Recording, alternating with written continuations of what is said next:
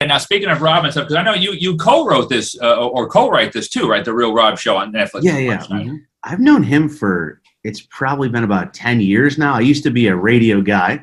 Okay. Not unlike yourself. I was the comedian on a radio show. And then it was in Rochester, New York, which my first son was being born. And so I went home and took a job to be home and stuff. Okay. And Schneider called in one day. And I was a huge fan, and it was great, and he was hilarious. And I said something to him like, I'm a huge fan, whatever, I am a comedian.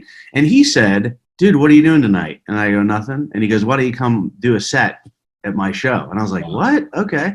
And so I go to this show. I meet Rob for like 2 seconds in the green room. I was like, oh, that was cool. And I thought I'd never see him again. He went back into his room. They go, yeah, you're going to open for Rob. They go, but we have this improv group that's going to go before you. And they're from the college. It was in college. Sure. They go, they've never done improv before, but we're going to let them go up and do some improv. Then you can go up. And I go, okay. Dude, Pat, if there's comedy in heaven, you get to follow an improv group that has never gone up before. They just had no jokes or anything. And so I went up and people were like, oh my God, pre-prepared material.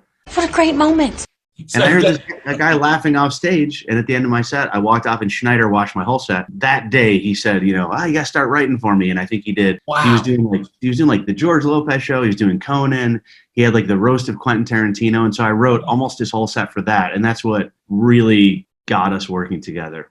Okay, now like writing actually material for stand-up, or just literally like his roast type stuff? It was at first just roast stuff. It was just a roast, and then we'd do an appearance on TV, we'd write stuff. It just kind of did, and that was just like a one-off. And then Howard Stern went on the radio the next day. He was there, and he said, oh, I love this joke, and like a couple of them were mine. And so Rob was like, oh, this guy's not bad, And so then, we just kept doing more and more, and then we wrote the TV show for Netflix. So smash that subscribe button.